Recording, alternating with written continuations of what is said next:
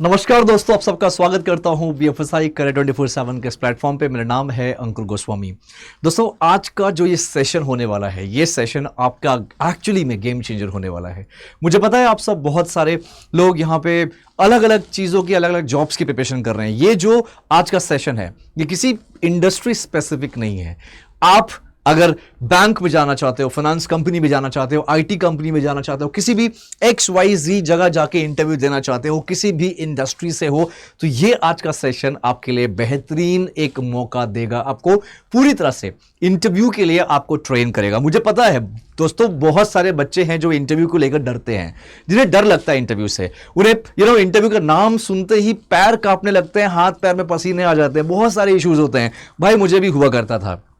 मेरे स्टार्टिंग दौर में जब मैंने अपना करियर की शुरुआत करने वाला था, तो मुझे भी डर लगता था। ये बहुत लाजमी है, हर इंसान को डर लगता है। लेकिन आज मैं आपको ट्रेन करूंगा कि डर को कैसे मिटाया जाए और हर एक तरीके के कैसे क्वेश्चंस आते हैं, उसके आंसर कैसे किया जाए, सारी बातें करेंगे हम इस सेशन में। तो मैं आपसे यही रिक्वेस्ट करूंगा, ये आपके लिए बहुत अच्छा एक सेशन होने वाला है।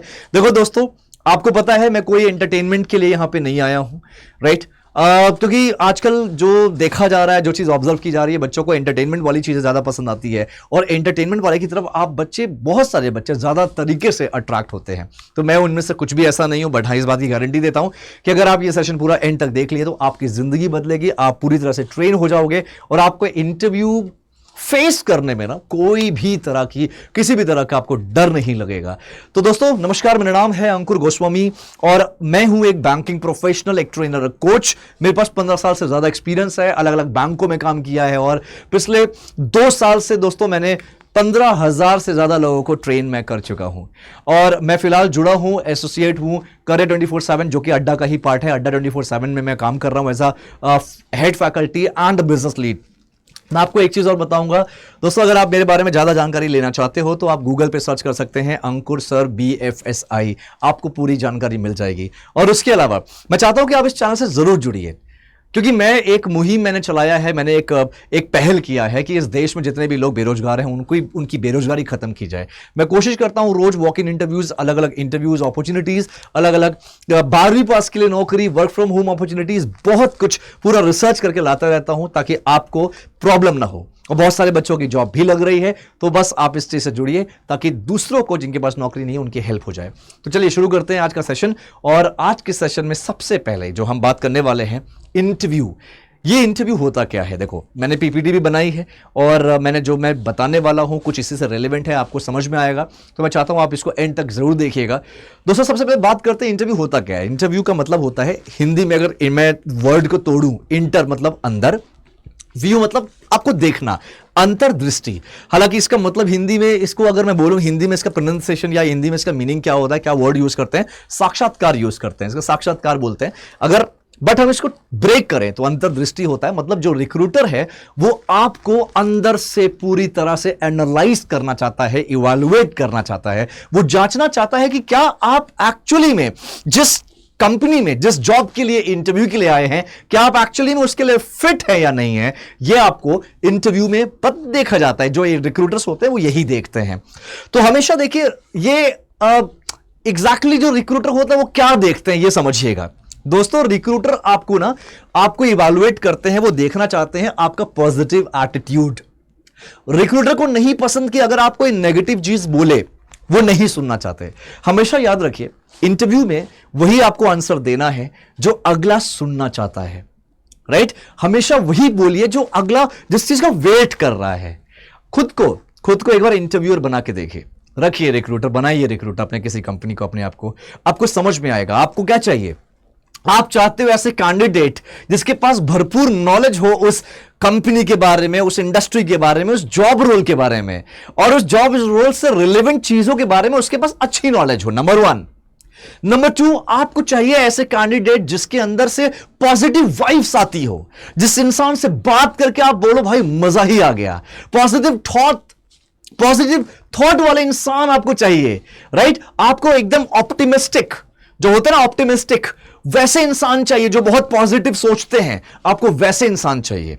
नंबर 3 आता है, ऐसे इंसान, ऐसे कैंडिडेट आपको चाहिए, ऐसे एम्प्लॉइज आपको चाहिए जो लंबे रेस के घोड़े हों, जिनका लॉन्ग टर्म विजन हो। ऐसा कोई भी नहीं चाहता, कोई भी रिक्रूटर ऐसे कैंडिडेट को कभी भी हायर नहीं करेगा। वो कैंडिडेट जो कि लगे कि यार उसकी बातों से लग रहा है कि यार ये 2-3 दिन में या 2-3 महीने में 2-3 हफ्ते में छोड़ देगा नौकरी, यार ऐसा किसी को नहीं चाहिए। तो आपकी बातों से ये सारी चीजें झलकनी चाहिए, कि आपके पास बहुत नॉलेज है related to the job, the industry, the company, related to the role, right. आपको पूरी तरह से पॉजिटिव से भरे हुए हो। कोविड को छोड़ के सब कुछ पॉजिटिव है। कोविड ना पॉजिटिव हो तो अच्छा है, भगवान करे कोविड कभी पॉजिटिव ना हो, क्योंकि फिर आपको वही तन्हा कर दिया जाता है, अकेले इस दुनिया में आपको छोड़ दिया जाता है, क्वारंटीन एंड ऑल, राइट। तो पॉजिटिविटी बहुत जरूरी है कोविड को छोड़ के। उसके अलावा positive mindset, long term vision दिखना चाहिए। दिखाओ अगले को, sir I will be a assets for your company. आप कंपनी के लिए एसेट्स साबित हो, यही चीज देखना है रिक्रूटर को। और याद रहे, जो जनरली जो स्किल्स में एनालिसिस किया जाता है, जो स्किल्स देखा जाता है किसी भी इंटरव्यू में, स्किल्स जनरली 2 तरह के होते हैं दोस्तों। एक होता है सॉफ्ट स्किल्स और एक होता है डोमेन स्किल्स। सॉफ्ट स्किल का मतलब आप बातचीत कैसे करते हो, आपकी इंग्लिश कैसी है, आप प्रेजेंट कैसे करते हो, आपकी बॉडी लैंग्वेज कैसा है, आपके चेहरे पे देखो बहुत सारी चीजें होती है दोस्तों। ये एक तरह की साइकोलॉजिकल एनालिसिस होता है, यानी कि इंसान आपके चेहरे को देखकर ये जांच कर सकता है, ये रिकॉग्नाइज कर सकता है कि आप कितने पॉजिटिव हो। If your face expression is like very dull as in कि आप बहुत न्यूट्रल हो, लाइक दिस, तो यार मतलब न्यूट्रल इट मींस एक्सप्रेशनलेस। आपको अगर आप वहीं पे अपने चेहरे से एक्सप्रेशन दे रहे हो with a proper smile, with a proper expression, it means which gives some positivity, which gives some positive vibes and positive energy। यही चाहिए एक इंटरव्यूअर को, एक रिक्रूटर को। तो सॉफ्ट स्किल्स में ये सारी चीजें आती है, बातचीत करना, आपका कॉन्फिडेंस लेवल, आपका प्रॉब्लम सॉल्विंग स्किल्स, आपका problem solving approach, leadership potential, और इसके अलावा आपका सबसे इंपॉर्टेंट चीज the smile in your face reflect everything, right. ये होता है सॉफ्ट स्किल्स। वहीं पे अगर डोमेन स्किल्स की बात करें दोस्तों, तो डिपेंड करता है आप कौन सी इंडस्ट्री में जा रहे हो, कौन सी कंपनी में जा रहे हो, आप जिस कंपनी में जिस रोल के लिए जा रहे हो उससे रिलेवेंट चीजें आपको पता होना चाहिए। एग्जांपल के तौर पे, जैसे as I am from BFSI, I am from BFSI industry, banking industry, तो अगर मेरे कोई स्टूडेंट बैंकिंग के लिए जाता है या फाइनेंस या इंश्योरेंस में जाता है, तो उसको बीएफएसआई से रिलेवेंट सारी नॉलेज होनी चाहिए। आई एम नॉट सेइंग कि सारी नॉलेज मतलब कि पूरा डिटेल्ड में नॉलेज होना चाहिए, नहीं, हां बेसिक नॉलेज तो होना ही चाहिए। यार आप इंटरव्यू देने जा रहे हो, आपको अगर बेसिक नॉलेज नहीं है तो इट मींस आपने अपना होमवर्क नहीं किया। गाइस, मैं भी इंटरव्यू लेता हूं, मैं अभी भी इंटरव्यू ले रहा हूं, पहले भी बहुत सारे लोगों का इंटरव्यू ले चुका हूं। बच्चे बहुत बार मैं देखता हूं कि ये अपना होमवर्क नहीं करके आते। So these are the basic homework for you, right. Homework क्या है? जिस कंपनी में आप जा रहे हो उस कंपनी के डिटेल, उस कंपनी के बारे में अच्छे से जानकारी, उस इंडस्ट्री के बारे में अच्छा सा डेटा, फैक्ट्स के बारे में पता होना चाहिए उस इंडस्ट्री, उस कंपनी के बारे में, राइट। और जिस रोल के लिए जा रहे हो उस रोल की पूरी एंड टू एंड नॉलेज होनी चाहिए। यही होता है आपका होमवर्क। तो डोमेन स्किल्स में जैसे यहां पे देख सकते हो आप, यहां पे लिखा है technical knowledge, subject expertise, relevant experience, practical application. Relevant experience नहीं भी है तो कोई बात नहीं, फ्रेशर्स के बाद एक्सपीरियंस नहीं होगा, बट रेलिवेंट नॉलेज बेहद जरूरी है। अब interview types like what to expect, right. अलग अलग तरह के इंटरव्यूज होते हैं, आपको पता है अलग अलग तरह की कंपनीज होती है, चाहे आप बीपीओज हो, मल्टीनेशनल कंपनीज हो, आपके टेक, नॉन टेक, बीएफएसआई, बहुत अलग अलग तरह के इंटरव्यूज होते हैं। देखो, हर एक इंटरव्यू का जो एक पैटर्न होता है वो सेम होता है, जैसे मैंने बताया, वही 4-5 चीजें एनालाइज किया जाएगा, right, on the basis of your skills like soft skills, domain skills, हर एक इंटरव्यू में चेक किया जाता है। नॉन टेक इंटरव्यूज, अगर मैं नॉन टेक इंटरव्यूज की बात करूं तो सिंपल सी बात है, नॉन टेक इंटरव्यूज में हम अभी बात करेंगे, डिटेल में बात करेंगे, ऑलराइट।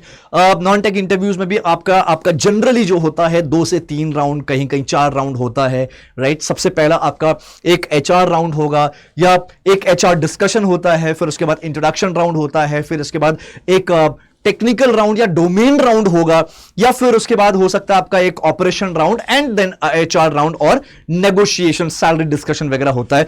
ये एक जनरल पैटर्न है। अब मैं टेक्निकल की बात करूं तो टेक्निकल में कुछ चीजें ऐड हो जाती है, कहीं कहीं असेसमेंट भी होता है टेक्निकल एंड नॉन टेक्निकल दोनों में। और टेक्निकल में क्या होता है, एक टेक्निकल टेस्ट आता है, एक टेक्निकल राउंड आता है। ये 2 से 3 चीजें ऐड हो जाती है, 2 चीज मैंडेटरीली ऐड होती है। एक है technical test and the technical round. बल्कि उसके अलावा जितने भी राउंड्स होते हैं, जैसे आपके सबसे पहले एचआर राउंड, एचआर डिस्कशन होता है। जनरली एचआर राउंड हमेशा पहले नहीं होता, कभी कभी पहले होता है एचआर राउंड, एचआर डिस्कशन, जहां पे एचआर आपको हल्का सा ब्रीफ करता है, राइट।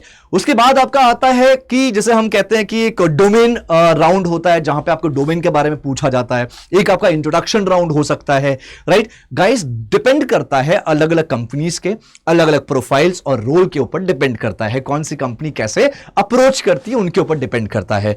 आज हम सब कुछ सीखने वाले हैं यहां पर, क्या चीज कैसे होती है टेक इंटरव्यूज में, चाहे आप फ्रेशर हो चाहे एक्सपीरियंस्ड हो। आपका टेक्निकल टेस्ट असेसमेंट एक होता है, टेक्निकल टेस्ट भी होता है, टेक्निकल राउंड भी होता है, फिर एक ऑपरेशंस राउंड होता है, फिर एक ऑपरेशंस राउंड थोड़ा और लेवल पे होता है, या फिर टेक्निकल राउंड 2 तरह के होंगे, ये भी हो सकता है, एक बेसिक एक एडवांस, और फिर उसके बाद ऑप्स हो गया, फिर उसके बाद HR round and salary discussion. इतने राउंड्स होते हैं आपके टेक वाले राउंड्स में। और बीपीओ और एमएनसीज में क्या होता है, सेम यही चीज है। एक एचआर डिस्कस करेगा आपसे, एक इंट्रोडक्शन राउंड होगा जहां पे इंट्रोडक्शन दिया जाए, आपसे पूछा जाता है, जहां पे आपका मेन आपका जो इंग्लिश कम्युनिकेशन है, जो प्रोनाउंसिएशन है, वो सब चेक किया जाता है, right. Because multinational companies and BPOs में if you will go for international process, वहां पे आपका एक्सेंट, आपका जो द प्रोनाउंसिएशन है, वो चीज चेक किया जाता है। उसके बाद आपका ऑप्स राउंड होगा, then you will have to face some final HR round, salary discussion, इस तरह की चीजें होती है। ऑलराइट, एक चीज और बता देता हूं, बीपीओ की अगर मैं बात करूं, जैसे मैंने खुद बीपीओ में बहुत सारा अलग अलग इंटरव्यूज दिया है, बहुत सारे इंटरव्यू क्लियर किए हैं, एंड ऑलरेडी मैंने बीपीओ में अपना करियर की शुरुआत भी करी थी। तो दोस्तों, यहां पे बीपीओ की अगर बात की जाए तो वीएनए होता है, राइट। वॉइस एक्सेंट एक टेस्ट होता है, जिसमें आपको एक कंप्यूटराइज एक आईवीआर वर्जन का टेस्ट होगा, जिसमें आपको एक कुछ क्वेश्चंस होंगे जो कि आईवीआर के जरिए होंगे, जहां पे बहुत सारे अलग अलग क्वेश्चंस के पैटर्न होते हैं। उसमें होगा कि एक यूएस वाले एक्सेंट में, या जो भी प्रोसेस है, यूएस है, यूके है, ऑस्ट्रेलिया है, जो भी प्रोसेस के लिए आपने अप्लाई किया, तो उसी प्रोसेस के एक्सेंट में क्या होता है, एक लाइन बोला गया, राइट। आपको टाइम मिला उस लाइन को सुनने का, 1 सेकंड, 2 सेकंड, 5 सेकंड, 10 सेकंड सुनकर आपको एक बीप आएगा, बीप के बाद आपको उसको रिपीट करना होता है, वो लाइन क्या था। एक क्वेश्चन आएगा, एक और तरह का एक्सरसाइज का क्वेश्चन होता है, जहां पे एक पैराग्राफ लिखा है, आपको वो रीड करना है, राइट। तो इस तरह के बहुत सारे अलग अलग तरीके होते हैं, जो कि वीएनए राउंड या एक्सेंट राउंड या वर्सेंट राउंड इसको बोलते हैं, जो कि बीपीओज में या एमएनसी कंपनीज में अक्सर होता है। स्पेशली जब आप बीपीओ में वॉइस प्रोसेस के लिए अप्लाई करते हो, तो ये जरूर ये वाला प्रोसेस आपका आता है सामने, जो इसमें कुछ परसेंटेज होता है, 60%, 70%, जो आपको स्कोर करना होता है। देन उसके बाद आपका ऑपरेशन राउंड होता है, देन एचआर राउंड और सैलरी डिस्कशन। ये तो राउंड्स की बात हो गई। कैसे क्वेश्चंस आएंगे, इस पे हम चर्चा करेंगे।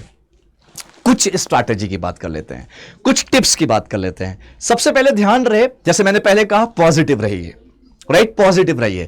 और दोस्तों देखो, आप इंटरव्यू देने अकेले नहीं आए हो, उस पोजीशन में 5 लोगों की जरूरत है। उस पोजीशन में टोटल कितनी वैकेंसीज है, 5 वैकेंसीज है।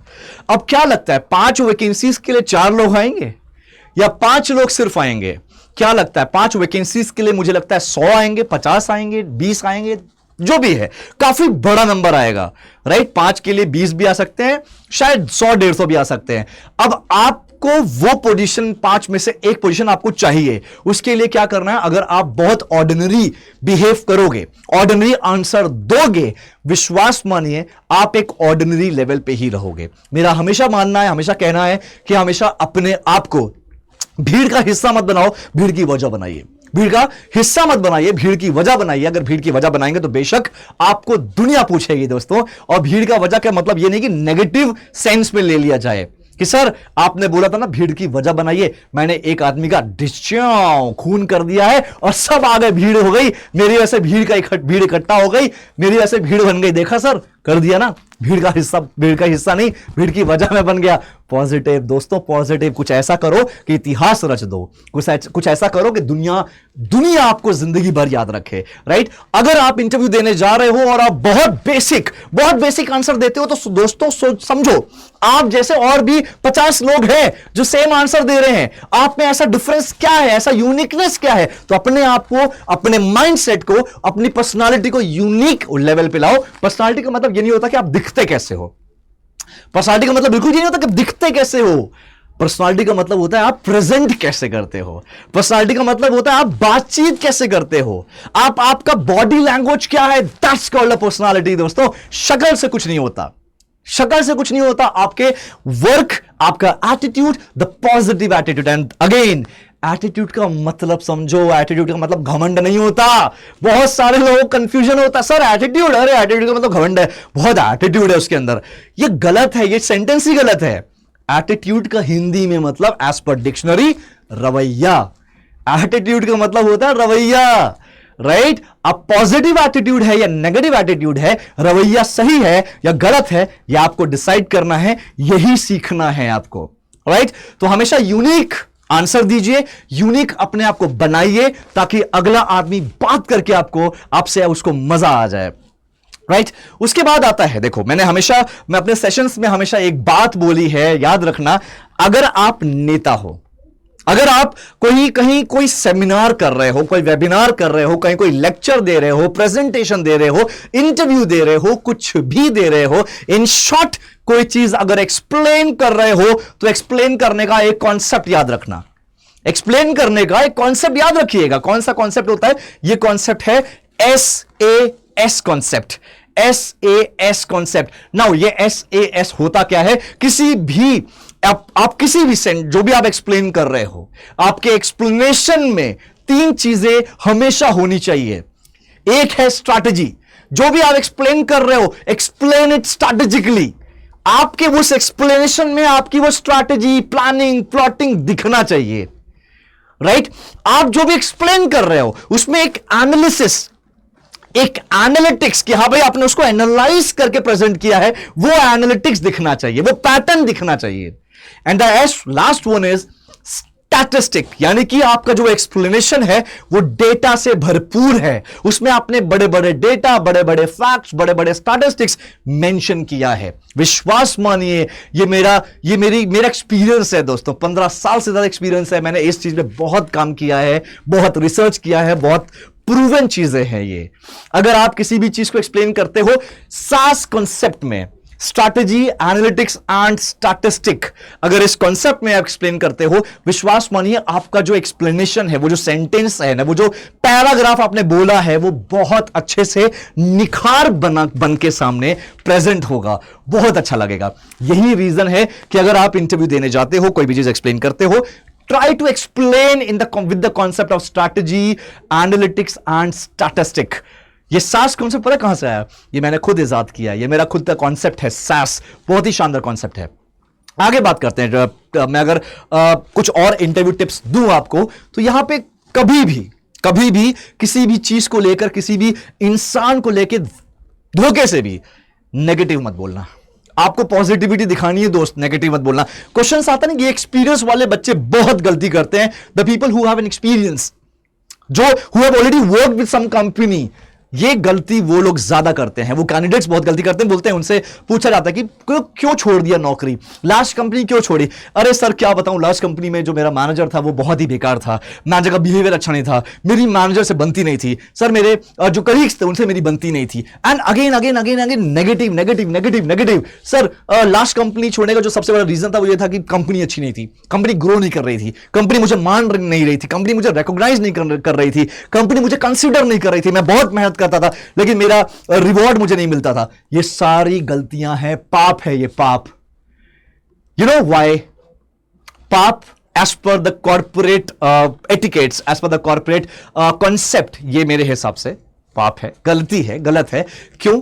थोड़ा सा समझिए। मैं मानता हूं आपके साथ बहुत बुरा हुआ होगा, मैं मानता हूं कि आपने बहुत कुछ झेला होगा अपनी लास्ट कंपनीज में, पुरानी कंपनी में। ये बहुत आम बात है यार, हर इंसान के साथ इस तरह की सफरिंग्स होती है। लेकिन आप समझो, उसी जॉब की वजह से, आपको एक टाइटल मिला एम्प्लॉयड का, उसी जॉब की वजह से आपको एक टाइटल मिला एक्सपीरियंस्ड का, राइट? उसी जॉब की वजह से आपकी शायद ईएमआई चल रही थी और ईएमआई पे हो रही थी ऑन टाइम। उसी जॉब की वजह से आपका घर चल रहा था और आपके पास प्रॉपर पैसे आ रहे थे, राइट? मैं मानता हूं दोस्तों कहीं ना कहीं कंपनीज में कभी कभी ऐसे दिक्कत आ जाता है, लेकिन मेरे हिसाब से जो मेरा एक्सपीरियंस है, मुझे भी बहुत सारी कंपनीज में बहुत मुझे लॉस हुआ, बहुत सारी कंपनीज में मुझे कह सकते हो कि डिक्लाइनिंग मिला, मुझे खुद मिला था।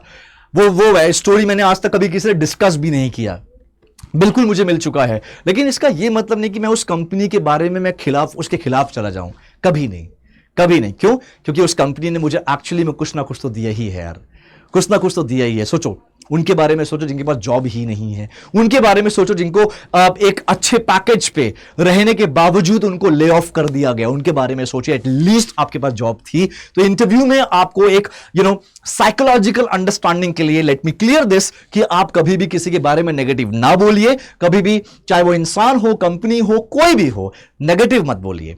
आप कोई भी एक वैलिड रीजन दे सकते हैं, वैलिड एक्सक्यूज दे सकते हैं। वैलिड, मैंने कहा वैलिड का मतलब ये नहीं होता कुछ भी बोल दो। वैलिड का मतलब ये नहीं होता सर मैंने लास्ट कंपनी इसलिए छोड़ा क्योंकि मैं मेडिकल इमरजेंसी में चला गया था। नहीं, ये क्योंकि आप समझो 20 लोग हैं, 20 लोग लास्ट कंपनी छोड़कर आ रहे हैं, 20 में से कम 17-18 बच्चे यही बोलेंगे कि medical excuse sir, medical emergency था, ये था, वो था। ये सब नहीं बोलना, कुछ वैलिड रीजन होना चाहिए आपके पास, राइट?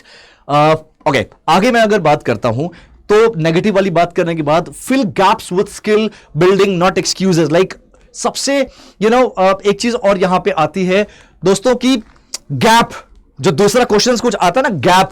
बहुत सारे बच्चे जो गैप को फिल करते हैं, क्वेश्चन आता है कि आपके जो एजुकेशन के बाद इतना गैप क्यों आया।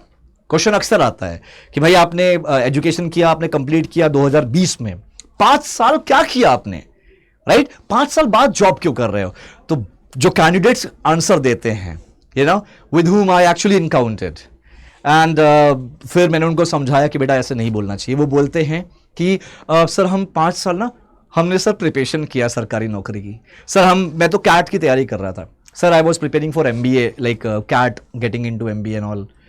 आप ये सब मत बोलिए, आपको धोखे से भी चीजें नहीं बोलनी है। यहां एक बात याद रखिएगा दोस्तों, आप अगर गैप की बात करते हो तो गैप में ये आपने सरकारी नौकरी की तैयारी करी हो, IAS दिया हो, ये दिया हो, IAS का प्री मेन सब निकाला हो, लेकिन फिर भी आप मत बताइए। आई डू अंडरस्टैंड, वो बहुत बड़ी बात है UPSC का मेंस क्लियर करना या प्री क्लियर करना, I have an idea, right? लेकिन आप ये मत बताइए, इसका रीजन है।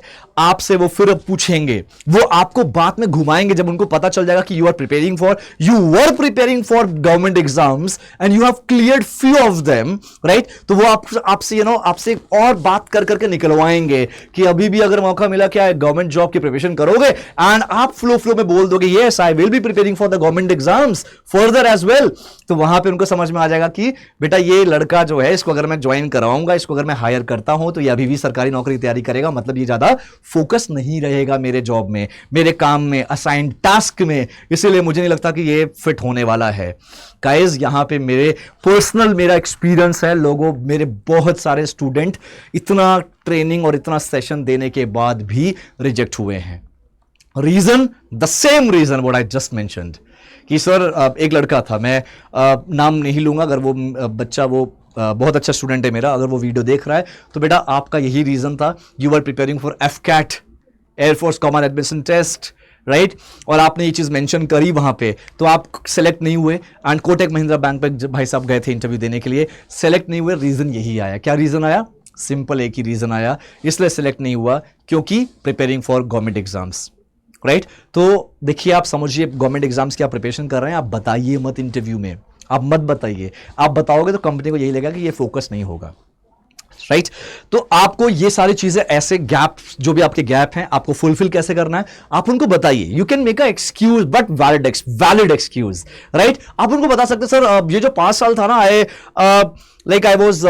Was in coaching, I was in training, I used to train the people for these 5 years, like 5 साल मैंने ट्रेन किया किसी को। कोई भी आपको लगता है कि सर मेरा ये सब्जेक्ट स्ट्रांग है, आप उसी सब्जेक्ट को बेस बना के, पिलर बना के आगे बोल सकते हो कि मैंने 3 साल या 4 साल मैंने ये ट्रेन किया, बच्चों को ये सब्जेक्ट में ट्रेन किया, मैंने सॉफ्ट स्किल में ट्रेन किया. If you think your English is good, so you can mention that sir I used to teach spoken English in these local area, या मेरे जो लोकल इंस्टीट्यूट था, मेरे घर के बगल में एक लोकल इंस्टीट्यूट था, वहां पे जाके मैं इंग्लिश की ट्रेनिंग देता था, या मैं जीके पढ़ाता था, या मैं एसएससी मेंशन मत करना, किसी एग्जाम को मेंशन मत करिएगा, मैं 12th क्लास के तक के बच्चों को मैं कॉमर्स पढ़ाता था. सो इस तरह मेरा कंटिन्यू हो रहा था, चल रहा था, और कुछ फैमिली में कुछ कंसर्न्स था जिसकी वजह से मैं मूव नहीं कर सकता था, और इसीलिए मैं वहां पे चल रहा था, वहां पे मैं ट्रेनिंग दे रहा था या कोचिंग पढ़ा था. ट्राई करो ट्यूशन वर्ड यूज ना करने के लिए, ट्यूशन वर्ड यूज ना करे तो ज्यादा बेहतर है, राइट. ट्यूशन थोड़ा सा एक स्मॉल लेवल पे आ जाता है.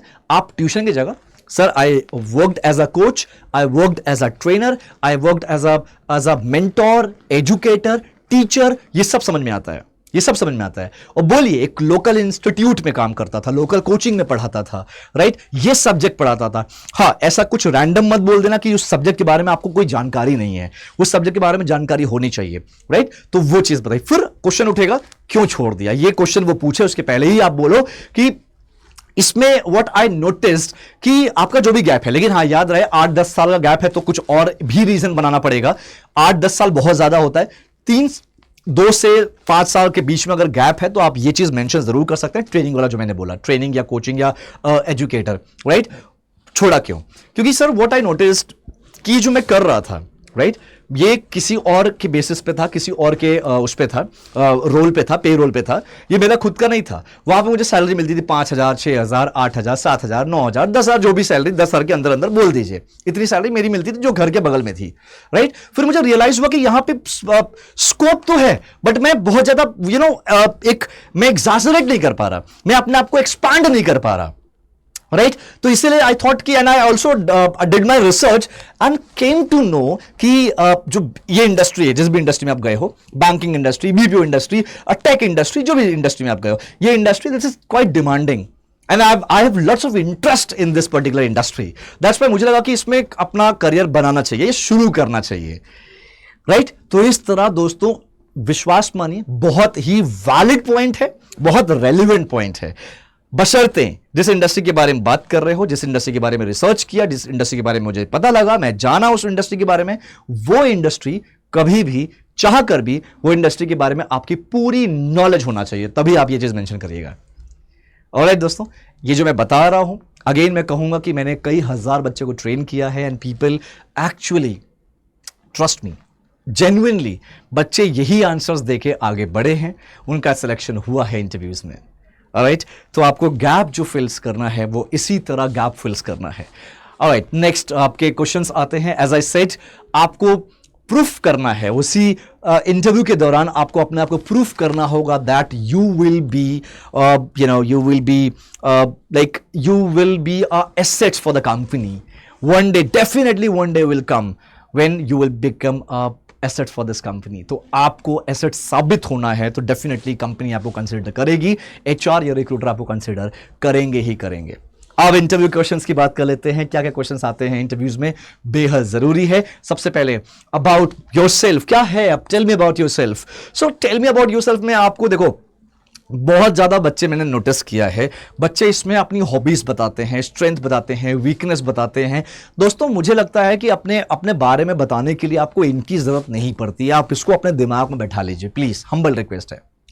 अगेन मैं अगर बैंक की बात करूं तो बैंक के जो इंटरव्यूज होते हैं और अपने बारे में इंट्रोडक्शन देना है, वो होता है आप कहां से हो, मतलब आपका नाम क्या है, आप कहां से हो, आप पढ़ाई क्या क्या करी है आपने, राइट. आपके अगर पास्ट एक्सपीरियंस है तो उसको ज्यादा एक्सप्लेन करो, आपके फैमिली बैकग्राउंड के बारे में जानना है, दैट्स इट, यही करना होता है. वहीं पे अगर आप एमएनसीज की बात करते हो, बीपीओ की बात करते हो, तो मुझे लगता है फिर भी इतना ही बोलिए, आप अपनी स्ट्रेंथ बता सकते हो, एड ऑन करके स्ट्रेंथ बता सकते हो. दोस्तों वीकनेस हमें नहीं पता रहती, हम वीकनेस में बहुत गलतियां करते हैं, कैंडिडेट्स बहुत गलतियां करते हैं वीकनेस में वो बताते हैं कि सर मुझे ना मैं बहुत अनफेयर नहीं देख पाता हूं सर, मैं बहुत जल्दी इमोशनल हो जाता हूं सर, सर मेरी कमजोरी है, मैं ये कमजोरी है वो दोस्तों आप जिस तरह की कमजोरी बताते हो ये आपकी नेगेटिव पॉइंट है, याद रहे नेगेटिव पॉइंट है।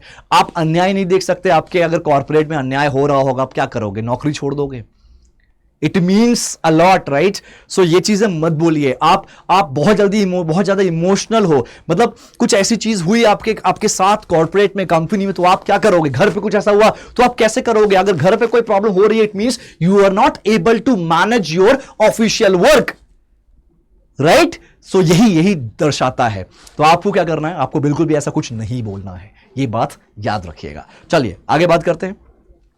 अबाउट सेल्फ यानी कि सेल्फ इंट्रोडक्शन की अगर बात की जाए तो वहां पे जैसे मैंने बताया आप यही बोलिए। स्ट्रेंथ बोल सकते हैं, ये ऑप्शनल है, ठीक है, लेकिन स्ट्रेंथ में बहुत ऐसी सही बातें बोलिएगा, कुछ भी ऐसा वैसा नहीं बोल सकते, राइट? एंड बहुत स्ट्रेंथ का मतलब एग्जैक्टली जो आपके सॉफ्ट स्किल से रिलेटेड हो, राइट? इंटरनल स्ट्रेंथ की बात हो रही है। स्ट्रेंथ का मतलब ये नहीं कि सर मैं इतना पावरफुल हूं कि 20 किलो का मैं डंबल उठाता हूं, मैं इतना पावरफुल हूं सर, मेरे स्ट्रेंथ की बात करते हैं आप सर, मैं दांत से जहाज खींच सकता हूं, तो ऐसे स्ट्रेंथ की बात नहीं करनी है, वहां पे इंटरनल स्ट्रेंथ की बात हो रही है, right? Weakness and hobbies and मतलब आई मीन मैं क्या वर्ड बोलूं, मेरे पास I am totally speechless when we talk about hobbies.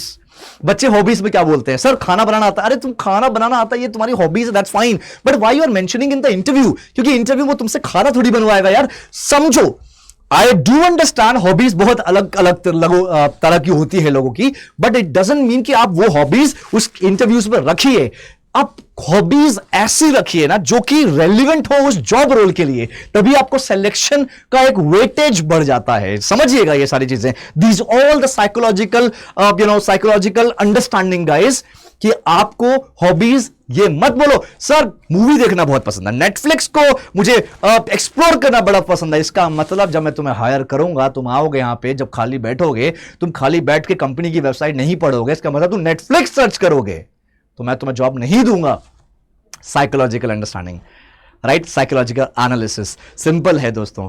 आप ऐसा कुछ हॉबीज मत बोलिए, हॉबीज बोलिए I'm actually passionate of training, passionate of teaching. I am very passionate to understand or get into the problematic things. मुझे चीजों का जो प्रॉब्लम जहां होती है ना, उसके सोल्यूशन ढूंढने में मेरा एक बहुत अच्छी हॉबी है, एक तरह की मेरी ये एक हॉबी भी है, स्ट्रेंथ भी है। As I said, I am passionate of reading, passionate of reading. मुझे रीड करना बहुत पसंद है, मैंने बहुत सारी बुक्स रीड की है। मुझे लिखना बहुत पसंद है, मैं आर्टिकल्स लिखता हूं, राइट? तो ये कहीं ना कहीं पॉजिटिविटी दर्शाता है, राइट? ये पॉजिटिविटी दिखाता है। आप ऐसी चीजें मत बोले, पिक्चर देखता हूं, गाने सुनता हूं, मैं खाना अच्छा बनाता हूं, मत बोलिए सब, पॉजिटिव चीजें बोलिए, राइट? सो ये हो गया, आपकी हॉबीज भी हो गई। और स्ट्रेंथ की मैंने बात करी, स्ट्रेंथ में बहुत सारी चीजें हैं, अभी बात करेंगे इसको और डिटेल में। उसके बाद आता है why this company. And again, अगर कंपनी की बात आए, अगर आपकी इंडस्ट्री की बात आए, ध्यान दीजिएगा, इंडस्ट्री की पहले बात करते हैं। आपसे पूछा गया यार ये इंडस्ट्री, बैंक क्यों ज्वाइन करना चाहते हो, या ये बीपीओ को ज्वाइन करना चाहते हो, आईटी कंपनी क्यों ज्वाइन करना चाहते हो? तो आपको किसी भी इंडस्ट्री के बारे में अगर पूछा जाए, एज आई सेड, कि आपको आपका होमवर्क करना होगा, करेक्ट? तो होमवर्क करके जाइएगा, इंडस्ट्री क्या है, इंडस्ट्री कितनी बड़ी है, कितने लोग उस इंडस्ट्री में काम कर रहे हैं, उस इंडस्ट्री में कितनी बड़ी अपॉर्चुनिटीज है, वो इंडस्ट्री क्या एक फ्यूचरिस्टिक इंडस्ट्री में से एक है या नहीं है। ऑब्वियसली आपको हाँ बोलना है, ना तो बोलोगे नहीं, right? And the next is, जैसे मैंने बैंक की बात करी, तो बैंक में आपको बताना है कि बैंक कितनी बड़ी है। बैंक में बैंक जो होता है वो हमारे इंडियन इकोनॉमी में कंट्रीब्यूट करता है। बैंक में अगर बीएफएसआई की बात करो तो बीएफएसआई में आज के टाइम पे 61 लाख लोग काम कर रहे हैं। जरा रिसर्च कर लेना, पता लग जाएगा। 61 lakh people are working in BFSI industry, और हर साल ये नंबर बढ़ता ही जा रहा है, राइट? तो इसी तरह ये, हालांकि मैंने बीएफएसआई का बताया, इसी तरह आप अपने इंडस्ट्री को पूरा एक्सप्लेन कर सकते हैं। ये होता है व्हाई दिस इंडस्ट्री, क्योंकि इंडस्ट्री के बारे में positive points, no negative points, याद रहे, नो नेगेटिव पॉइंट्स। आपके पास बहुत बुरा कंडीशन है, बहुत बुरा हालात है, नेगेटिव नहीं बोलना है, पॉजिटिव बोलना है। अब दूसरा क्वेश्चन आता है कि कंपनी के बारे में क्या जानते हो, राइट? ये कंपनी क्यों, ये क्वेश्चन अलग है। कंपनी के बारे में क्या जानते हो, ये क्वेश्चन अलग है।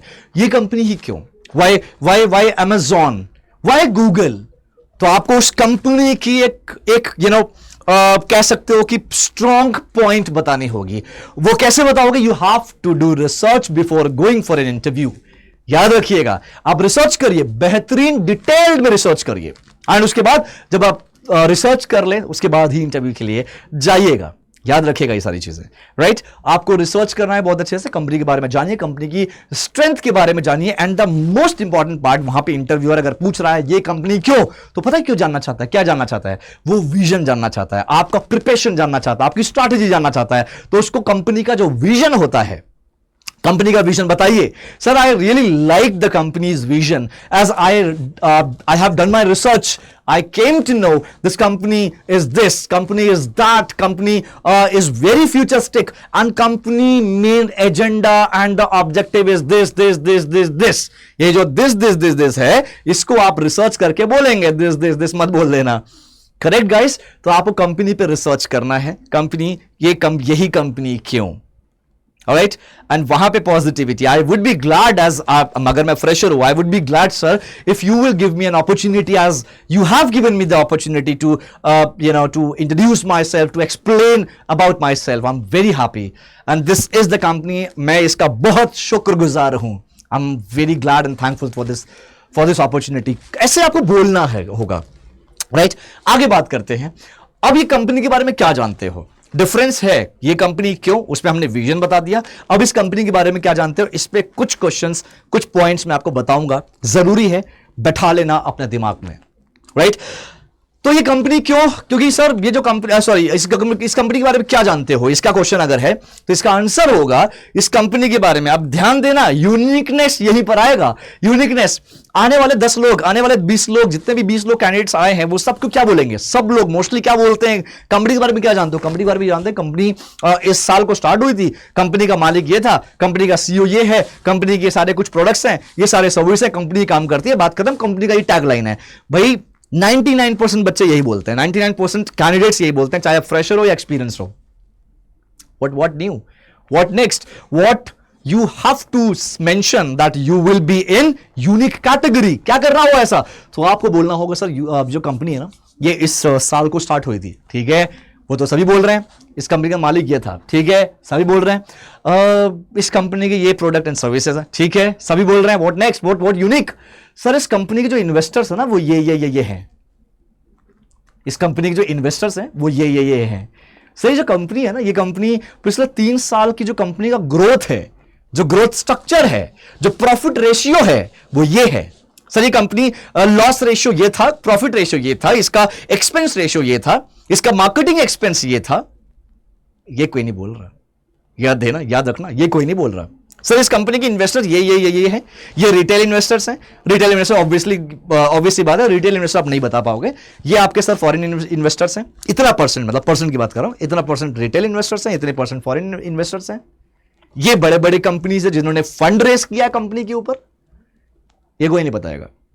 सर, कंपनी की जो मार्केटिंग स्ट्रैटेजी है वो ये है, कंपनी की जो सेल्स स्ट्रैटेजी है, बिजनेस स्ट्रैटेजी वो ये है, कंपनी की ऑपरेशनल स्ट्रैटेजी ये है।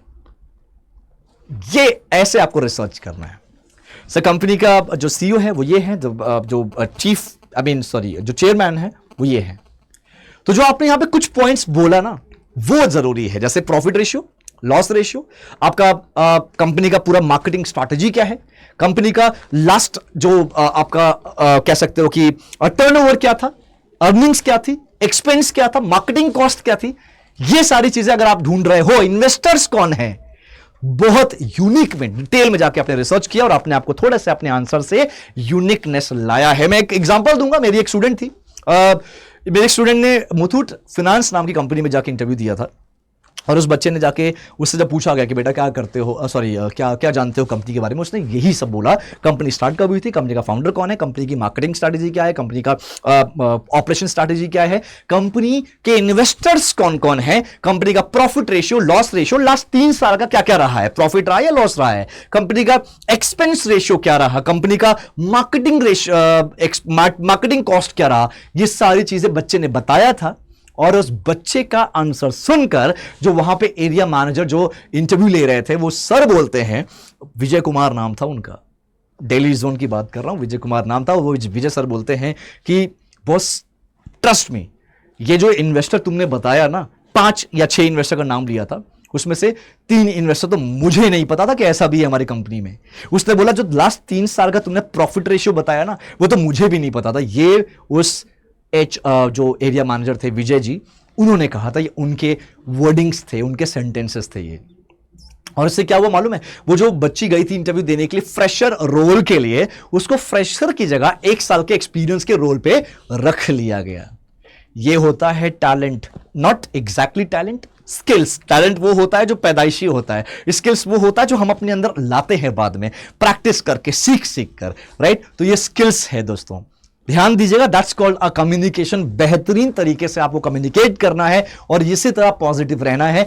कंपनी के बारे में पूछा जाए, यही देखो, समझो, एक एक क्वेश्चन जो आपसे पूछा जा रहा है, हर एक क्वेश्चन का जो आंसर आप दे रहे हो, उसी आंसर में आपका वेटेज या तो ऊपर जा रहा है या तो नीचे गिरता जा रहा है। याद रखिएगा, या तो आपने अगर आंसर अच्छा दिया तो 20% चांसेस बढ़ गए सिलेक्शन होने के, खराब दिया, मजा नहीं आया, 20% चांसेस कम हो गए।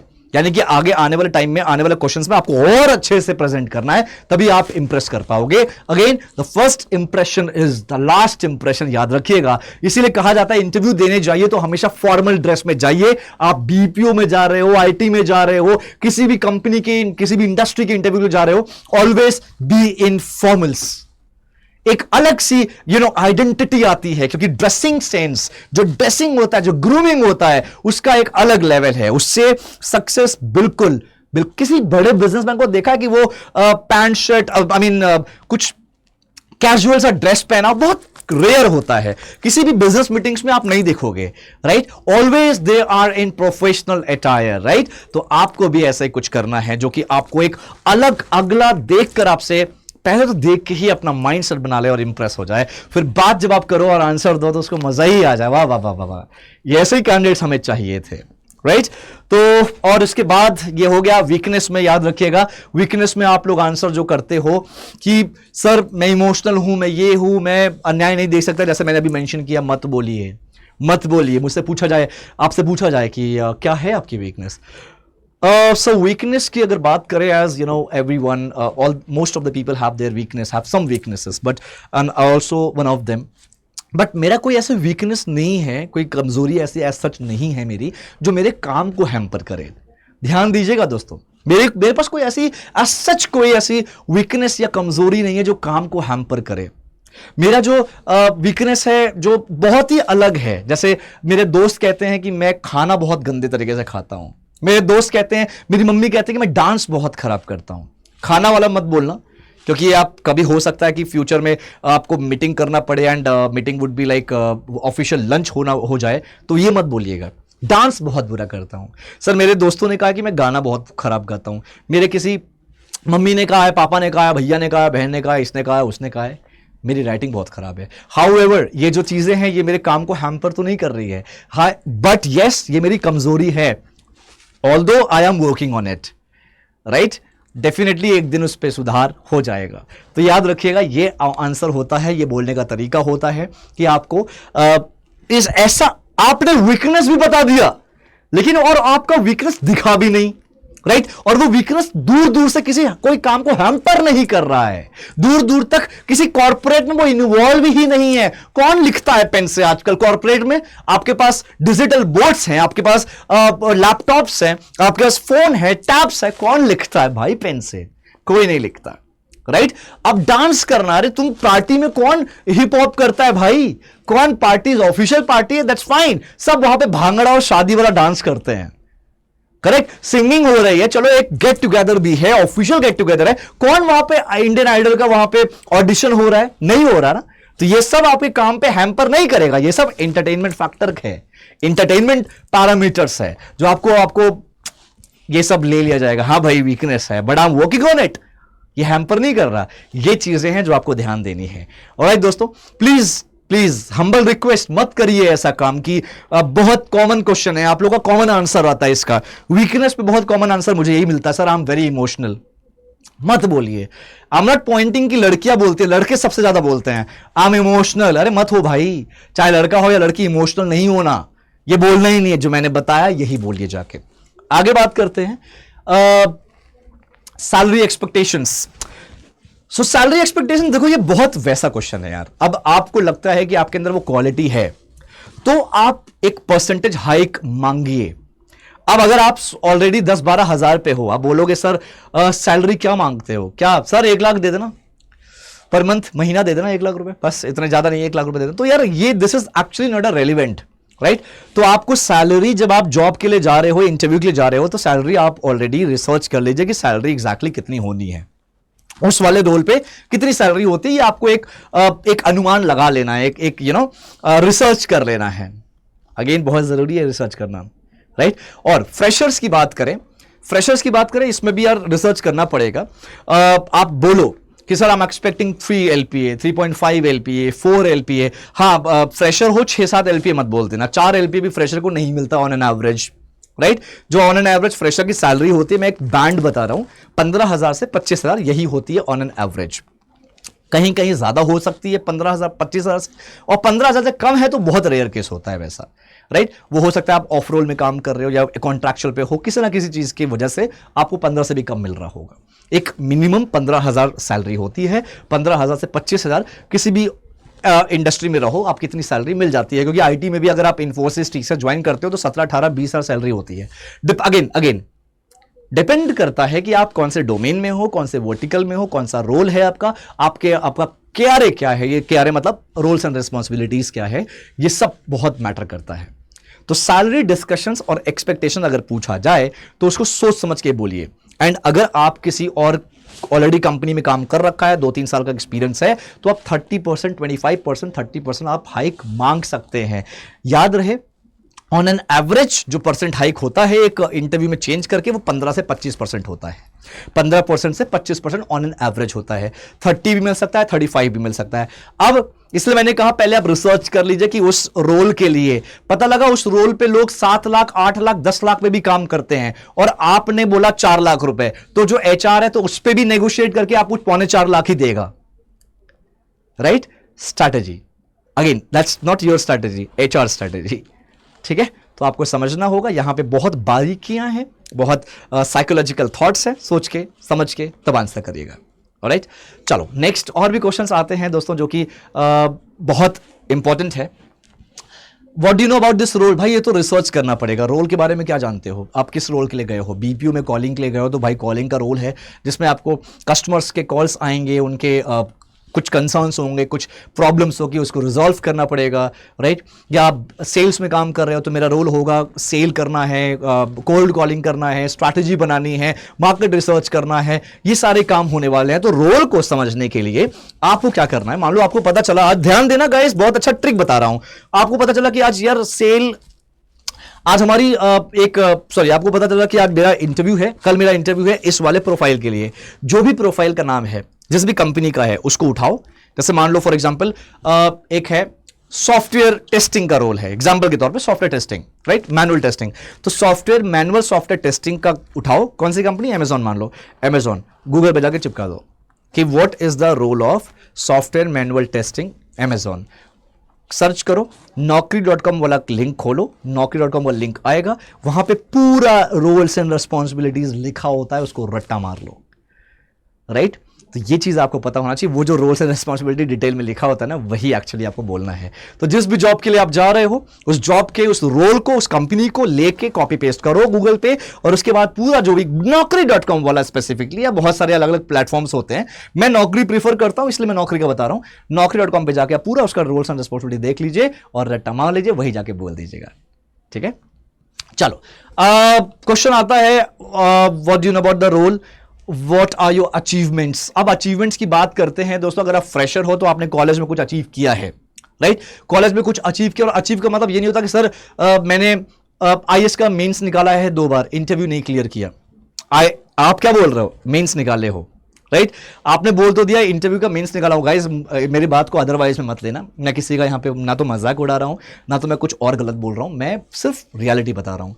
आप बोल रहे हो कि सर मैं मेंस मैंने 2 बार क्लियर किया है बेटा, लेकिन आप ये नहीं बोल रहे, आप तो एक इनडायरेक्टली ये भी बोल रहे हो ना कि आपने इंटरव्यू में आप 2 बार फेल हुए हो, राइट। तो ये अचीवमेंट नहीं हुआ, हालांकि बहुत बड़ी बात है, but the for corporate level that's not an achievement, right तो अचीवमेंट में आप कुछ ना कुछ बोलो, राइट जैसे कोई डिबेट कॉन्टेस्ट हुआ था, सो वहां पे मैं not school level, college level का बोल सकते हो अगर आप फ्रेशर हो तो, या फिर आप अगर पास्ट कंपनी में काम कर चुके हो, आपके पास एक्सपीरियंस है, तो एक्सपीरियंस कंपनीज में भी ये सब होते रहते हैं कॉन्टेस्ट। सो मैंने डिबेट लिया, डिबेट में पार्ट लिया था।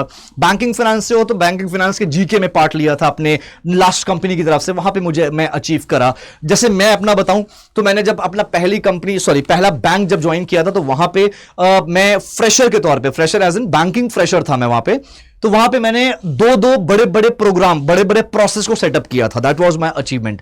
और आज भी मेरा नाम उस वाले बैंक में आज भी मेरा नाम है कि हाँ, the CMS cash management services process started and initiated by Ankur Goswami, आज भी लिखा है। The IMPS reconciliation process started and initiated by Ankur Goswami, आज भी लिखा हुआ है वहां पे। तो दैट इज माय अचीवमेंट। ऐसे ही आपने कुछ अगर अचीव किया है प्रोफेशनली तो आप वहां पे मेंशन कर सकते हैं, राइट अगर आपने प्रोफेशनली कुछ नहीं किया, राइट जैसे कुछ टारगेट्स, बहुत बड़ा टारगेट था जो कि अनएक्सपेक्टेड था, वो आप बोल सकते हो। आपको रिवॉर्ड मिला, आपके कंपनी में कॉन्टेस्ट हुआ था किसी चीज का, वो कॉन्टेस्ट आपने क्वालिफाई कर लिया, आपको ये अचीव किया, टीवी मिली, आईफोन मिला, ट्रिप पे घूमने गए, राइट ये सब अचीवमेंट है आपका। और प्लीज ये मत बोल देना सर 12वीं क्लास में कैप्टन था, नॉट एन अचीवमेंट। 12वीं क्लास खत्म, कॉलेज की बात करो, अगर फ्रेशर हो तो, एक्सपीरियंस हो तो लास्ट कंपनीज की बात करो, दैट्स इट, उसी का अचीवमेंट की बात हो रही है, राइट चलो आगे बात करते हैं। और क्या क्वेश्चन है, can you relocate? So relocate की अगर बात आए, देखो यार ये चीजें आईटी वगैरह में क्या होता है, आप सबको पता है दोस्तों, आईटीज में या मल्टीनेशनल कंपनीज में, बीपीओज में जो जॉब्स होती है ना, वो ज्यादातर मेट्रो सिटीज में होती है। दिल्ली एनसीआर हो गया, मुंबई, कोलकाता, चेन्नई, इन सब जगहों पे ज्यादा होती है, कैपिटल सिटीज पे होती है। लेकिन इन सब मेट्रो सिटीज में ज्यादा अपॉर्चुनिटीज होती है इन कंपनीज की। तो उस केस में तो आपके पास कोई ऑप्शन है ही नहीं। आप पहले से आपने माइंडसेट कर लिया कि हाँ यार मुझे दिल्ली जाना है, उसके बाद आप इंटरव्यू देने आ रहे हो, राइट लेकिन बैंक्स में क्या होता है, बैंक्स में आपको मिल जाता है आपके शहर में नौकरी। लेकिन याद रहे, अगर आपको सरकारी नौकरी मिली होती तो क्या होता, कि आपके घर के बगल में आपके सेम सिटी में नौकरी मिलती? कभी नहीं मिलती, चाहे वो सरकारी बैंक हो या कोई भी सरकारी दफ्तर हो, आपको नहीं मिलता, राइट आपको पहली नौकरी या पहली पोस्टिंग कभी भी सेम शहर में नहीं मिलता। तो मुझे लगता है अगर आप अपने लाइफ में कुछ करना चाहते हैं, कुछ करियर स्टार्ट करना चाहते हैं, तो पहले ये माइंडसेट रखिए कि अगर नौकरी मिलती है दूसरे शहर में तो वो आप रिलोकेट कर सको। क्योंकि ये क्वेश्चन अगर पूछा जा रहा है रिलोकेट क्वेश्चन पूछा जा रहा है तो उनको आंसर यस में सुनना है, ये बात याद रखिएगा। यस में अगर नहीं सुनते, आप नहीं यस में बोलते, तो वहां पर रिजेक्शंस होने के काफी चांसेस है, ठीक है। अब मैं आगे बात करता हूं एक चीज और, सेल्स में क्या होता है, सेल्स की टीम में, सेल्स के प्रोफाइल्स के लिए, जॉब के लिए दोस्तों बहुत ज्यादा ऐसा प्रेशर डाला जाता है गर्ल्स पे। मैंने नोटिस किया है कि उनसे बोलते हैं कि यार रिलोकेट आप नहीं कर पाओगे, अपने मम्मी से पूछ लो, पापा से पूछ लो, आप ये जॉब नहीं कर पाओगे, मम्मी से पूछ लो, पापा से पूछ लो। तो उस केस में अगर बच्चा बोलता है हाँ सर मैं पूछता हूं या पूछती हूं, उस समय अगर आपने बोल दिया तो इट मींस वहीं पे आप रिजेक्ट हो गए। क्योंकि वो ये चेक करना चाहते हैं क्या आप डिसीजन ले पाओगे, क्योंकि आपको जॉब करना, आपके मम्मी पापा जॉब करने नहीं आएंगे, डिसीजन आपका होना चाहिए, राइट तो बात, permission is a different thing. You are working यार, you are about to work, right तो आपको समझना होगा, डिसीजन आपको लेना होगा। तो ये चीज आप डिसाइड करेंगे। However you can, like you might have taken some permission from your guardian, from your parents, लेकिन बाद में कर सकते हो यार। इंटरव्यू के सामने मत करो ये सब चीजें, इंटरव्यू के सामने करते हो तो रिजेक्शन है ये चीज, राइट। सो उसके बाद क्वेश्चन आता है दोस्तों, 5 साल बाद कहां देखोगे? बच्चे बोलते हैं सर जो आप बैठे हो ना बस वहीं देखूंगा। अच्छा तुम मेरी नौकरी खाना चाहते हो, मतलब मैं इंटरव्यू ले रहा हूं, तुम 5 साल बाद मेरी सीट पर रहोगे, मैं कहां जाऊंगा? बाहर, गेट के बाहर जाऊंगा मैं। तो ये चीजें आंसर ऐसे नहीं देना। 5 साल बाद सर मैं ना 5 साल के बाद अपने आप को काफी एक्सपीरियंस्ड, काफी स्किल्ड, काफी लाइक एक्सपर्ट देखना चाहूंगा। क्योंकि अभी आई एम अ फ्रेशर, या अभी आई हैव अराउंड 1 ईयर और 2 ईयर ऑफ एक्सपीरियंस। मैं अपने आप को बहुत एक्सपर्ट नहीं समझता, बट 5 साल के बाद मैं इस कंपनी के जरिए, यहाँ के जो भी एक्सपर्टीज है, यहाँ के जो एक्सपर्ट्स लोग हैं, उनके जरिए मैं अपने आप को पूरी तरह से स्किल्ड देखना चाहूंगा 5 साल के बाद। और जिस भी वर्टिकल में काम कर रहा हूं ना, उस वर्टिकल में अगर किसी तरह का प्रॉब्लम हो तो प्रॉब्लम का सोल्यूशन मेरे पास होना चाहिए मोस्टली। मतलब लोग कहें कि यार इसमें प्रॉब्लम, यार इसका सोल्यूशन तो सिर्फ यार ये रोहित के पास होगा, इसका सोल्यूशन तो राहुल के पास होगा, यार वही इसका, अच्छा ये प्रॉब्लम है यार, चलो यार मैं लेके चलता हूं एक इंसान के पास। अरे कहां लेके जा रहे हो? मैं लेके जाता हूं अमित के पास, इसका आंसर सिर्फ, इसका सोल्यूशन अमित ही दे सकता है। तो ये 5 साल के बाद मेरी जो क्वालिटी होगी, जो मेरी जो स्टेटस होगा, हिंदी में औकात बोलते हैं, अंग्रेजी में स्टेटस सुनने में अच्छा लगता है, जो मेरा स्टेटस होगा वो ये होना चाहिए। तो 5 साल के बाद मैं कुछ ऐसा अपने आप को देखना चाहता हूं। सिंपल है गाइस, सिंपल है। कोशिश करिए कि ये एक्सपर्ट्स ऐसा बोलते हैं, कोशिश करिए कि 5 साल बाद वाला जो क्वेश्चन आता है, 3 साल, 2 साल, 5 साल, इसमें कभी भी आप डेजिग्नेशन मेंशन मत करिए। अगर आपके पास हर प्रॉब्लम का सोल्यूशन है तो इट क्लियरली रिफ्लेक्ट्स क्या कि आप एक किसी बड़े पोजीशन पे तो काम कर ही रहे हो। समझो इस चीज को, right? Problem solver, problem analysis करना बेहद जरूरी है। आप प्रॉब्लम एनालिस्ट हो, आप प्रॉब्लम सॉल्वर हो, आप कंसल्टेंट हो। कंसल्टेंट मतलब जिसके पास दुनिया भर का क्या हो, सॉल्यूशन हो। You are consultant. तो ये समझिएगा, बहुत बड़ी चीज होती है। तो कोशिश करिए आप कोई नाम डेजिग्नेशन मत बताइए, यही चीज बताइए, ठीक है? प्रेशर, भाई प्रेशर कैसे हैंडल करोगे? क्वेश्चन आता है, आईटी वाईटी में बहुत होता है प्रेशर, बीपीओ में प्रेशर होता है। प्रेशर तो हर जगह होता है यार, बहुत। मेरे बच्चे बोलते हैं सेल्स में प्रेशर होता है। सिर्फ सेल्स में नहीं होता, दुनिया की हर कंपनी में प्रेशर होता है यार, हर कंपनी प्रेशर होता है, हर पोस्ट में प्रेशर होता है। प्रेशर नहीं होगा तो आपका बिजनेस नहीं होगा कंपनी का, फैक्ट है ये, राइट? तो प्रेशर कैसे मैनेज किया जाए, इसके लिए आपको क्वेश्चन अगर आता है, बेटा कैसे प्रेशर हैंड मैनेज करोगे? सर प्रेशर, मुझे नहीं लगता कि प्रेशर कुछ ऐसा होता है जिसे हम अलग से कंसिडर किया जाए। Pressure is part of life, pressure is part of business. और प्रेशर, मुझे लगता है कि मैं एक एम्प्लॉय हूं और मुझे उस पर्टिकुलर काम, जिस काम का मुझे पैसा मिल रहा है ना, उस काम को पूरा करने के लिए प्रेशर दिया जा रहा है, या प्रेशर होगा उस काम को पूरा करने के लिए। सर मुझे लगता है ना, सबसे ज्यादा प्रेशर तो उन फौजी के ऊपर होता है, जो फौजी बंदूक ताने एक बॉर्डर पे खड़े हैं और उनको नहीं पता कि दुश्मन की गोली कब आए, उनके सीने को छलनी कर दे, उनको नहीं पता है। ऐसे लोग जो होते हैं, ऐसे जो फौजी होते हैं, ये प्रेशर एक्चुअली होता है सर। प्रेशर तो उन डॉक्टर्स के पास होता है जिनके हाथों में कौन है, हाथों में ऐसे पेशेंट्स हैं जो एक्सीडेंटल केस है, ना जाने कब वो खत्म हो जाएं, अपनी जिंदगी खत्म कर दें, नहीं पता। और उनके जो उस इंसान, उस पेशेंट के जो घर वाले होते हैं ना, वो डॉक्टर को एक भगवान की तरह भगवान की नजर से देखते हैं कि अरे डॉक्टर साहब आप प्लीज, आप ही कुछ कर सकते हो, प्लीज बचा लीजिए हमारे इस इंसान को। वो जो प्रेशर डॉक्टर की आंखों में होता है ना, वो होता है actual pressure. Actual pressure. Sir pressure की अगर बात की जाए ना, मुझे लगता है जो हमारे यूथ है, कौन से यूथ? अनएम्प्लॉयड। कौन से यूथ? जो एक्चुअली में काफी पढ़ाई कर चुके हैं, काफी नॉलेज है, काफी प्रिपरेशन कर रहे हैं, लेकिन आज भी उनकी नॉलेज, उनकी जॉब नहीं लग रही है, उनका सिलेक्शन नहीं हो रहा है, कोई नौकरी नहीं मिल रही है। लेकिन घर वाले, पूरे घर वाले उम्मीद लगाए बैठे हैं कि ये हमारा जो लड़का है ना, ये हमारा पूरा, हमारी जो प्रॉब्लम है, प्रॉब्लम का सॉल्यूशन देगा, ये हमारी प्रॉब्लम दूर करेगा, ये हमारी गरीबी दूर करेगा। सब आस लगाए बैठे हैं उस बच्चे के ऊपर। उसके कंधों पे जो प्रेशर है ना, वो प्रेशर कभी कहीं नहीं हो सकता। यही चीज तो मेरे हिसाब से जो प्रेशर है सर, ये प्रेशर नहीं है, ये तो काम है मेरा। मैं तो शुक्रगुजार हूं ऊपर वाले का, आपका, कि आप मुझे ये नौकरी मिल सकती है, ये मुझे नौकरी कर रहा हूं मैं, राइट? मैं तो शुक्रगुजार रहूंगा कि अगर मुझे नौकरी मिलती है तो, क्योंकि बहुत सारे लोग बेरोजगार बैठे हुए हैं और उनके ऊपर बहुत सारे लोग डिपेंडेंट हैं। तो ये प्रेशर नहीं है। और अगेन फिजिक्स भी ये कहता है, साइंस भी कहता है, जहां फोर्स वहां प्रेशर, जहां फोर्स नहीं वहां प्रेशर नहीं। तो मैं पूरी कोशिश करूंगा, मेरी एक आदत भी है सर, आई एम पैशनेट, की अपनी जिम्मेदारी को बड़े अच्छे से लेता हूं, निभाता हूं, पूरा करता हूं, तो मैं इसको भी पूरा करूंगा। तो मुझे नहीं लगता कि सर ये प्रेशर है। ये गाइस जो आंसर मैं बता रहा हूं ना, इसको तुम लूप में देखना, बार बार ये आंसर सुनना। ये आंसर्स आई कैन बेट तुम्हें कोई और नहीं देने वाला है, ना चैट जीपीटी का तो बहुत ही कॉमन सा क्वेश्चन आंसर रहता है, बहुत कॉमन सा आंसर रहता है। क्यों? क्योंकि चैट जीपीटी रिसर्च करके देता है, जो भी आर्टिकल्स में रिसर्च होते हैं वो देता है। तो दोस्तों याद रहे, ये होता है एग्जैक्टली तरीका, आपको यूनिक बनाने का तरीका यही होता है। ऐसे आंसर देंगे आप यूनिक बनेंगे ही बनेंगे। नाउ नेक्स्ट हमारे पास, how are you different from others. यहां पे आपको अपने यूनिक स्ट्रेंथ बताना है, आप अलग कैसे हो। सर मैं अलग ऐसे हो ना कि मुझे पता है प्रेशर मैनेज कैसे करते हैं। सर मैं अलग ऐसे हो कि मेरा ऐसा मानना है कि सर ऑप्टिमिस्टिक सभी होते हैं, पॉजिटिव सभी होते हैं, क्विक लर्नर बहुत सभी होते हैं, पैशनेट सभी होते हैं, राइट? बट मेरे अंदर जो एक प्रॉब्लम, एक और स्ट्रेंथ है, वो है मैं प्रॉब्लम को, जिस भी प्रोसेस में काम करता हूं, जहां भी काम करता हूं, वहां पे कहीं ना कहीं लूप होल तो होता ही है हर जगह। लूप होल्स, प्रॉब्लम, दिक्कत हर जगह होती है। दिक्कत को आइडेंटिफाई करके, दिक्कत की सोल्यूशन, दिक्कत का, प्रॉब्लम का सोल्यूशन ढूंढने की मेरी आदत है। मैंने बहुत प्रॉब्लम के सोल्यूशन ढूंढे हैं, राइट? तो मुझे लगता है कि ये एक ऐसा रीजन, एक ऐसा कारण है जो सब में नहीं होता, इसलिए मैं थोड़ा सा उनसे तो अलग ही हूं। दूसरी बात, मैं चेस का बहुत बड़ा प्लेयर हूं। चेस याद रखिएगा, हमेशा अपने आंसर में चेस जरूर लेकर आइए, क्योंकि चेस एक ऐसा गेम है जो आपको सिखाता है स्ट्रैटेजी बिल्डिंग।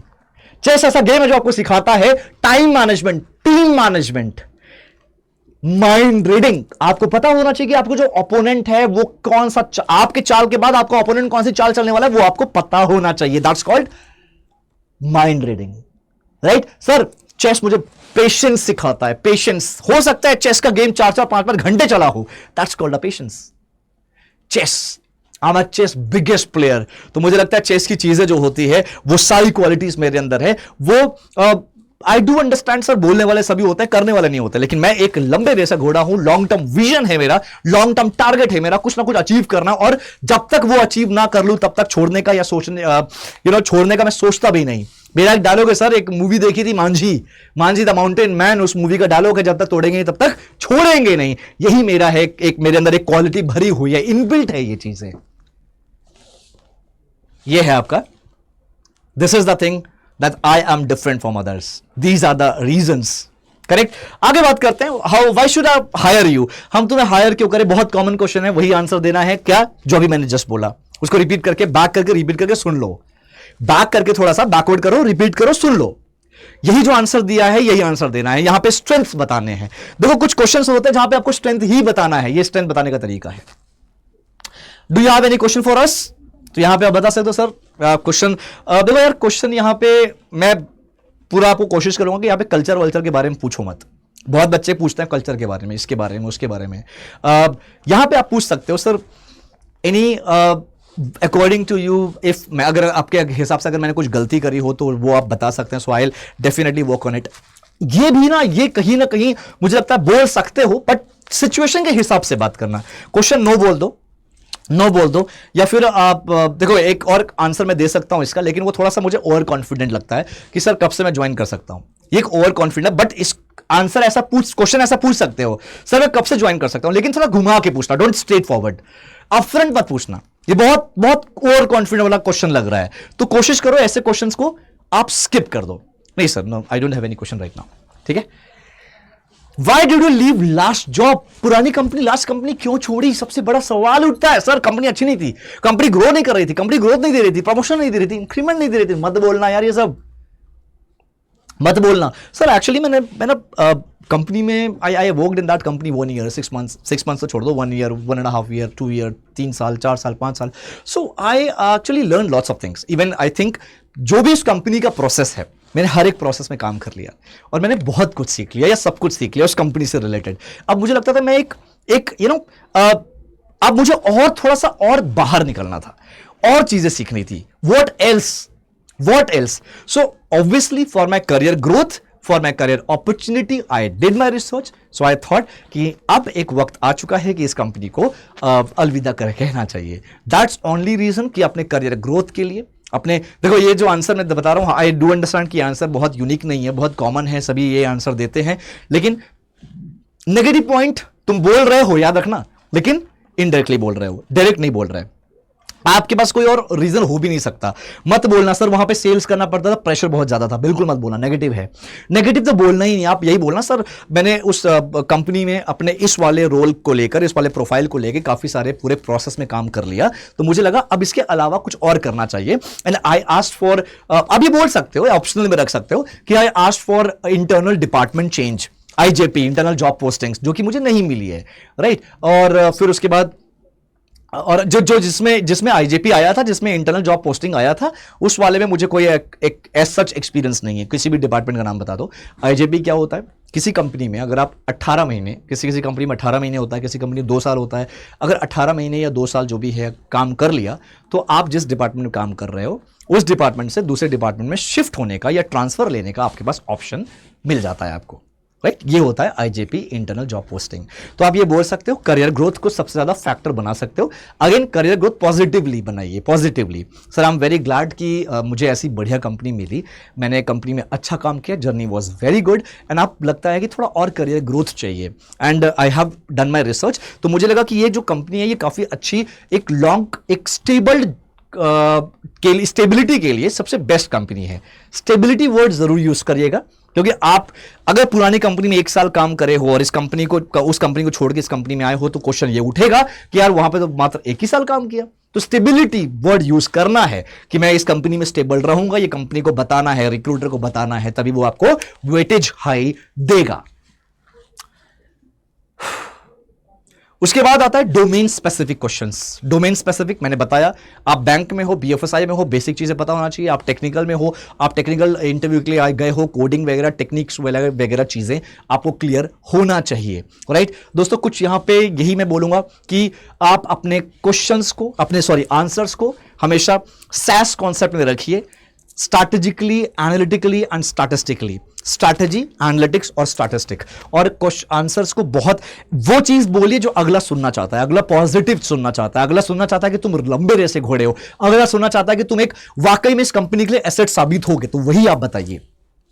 पॉजिटिव रहिए, फोकस रहिए, राइट। उसके बाद आप ग्रोथ दिखाइए कि हाँ भाई मेरे अंदर ग्रोथ फैक्टर है, मेरे पास यही है, मैं इसलिए बना ही हूं, इस कंपनी के लिए ही बना हूं। आपको हाँ इतनी फ्लैटरिंग नहीं करनी है, उसको अपनी स्टेटमेंट, अपने आंसर से ये जताना है। डायरेक्ट नहीं बोलना, कुछ भी जताना पड़ेगा आपको, ये चीज सीखनी पड़ेगी आपको। आप कम्युनिकेशन, आप पढ़िए, चीजों को पढ़िए, अलग अलग बुक रीडिंग करिए, आप कम्युनिकेशन, आप अलग अलग वीडियोस देखिए, आपको डेफिनेटली सारी चीजें समझ में आएगी।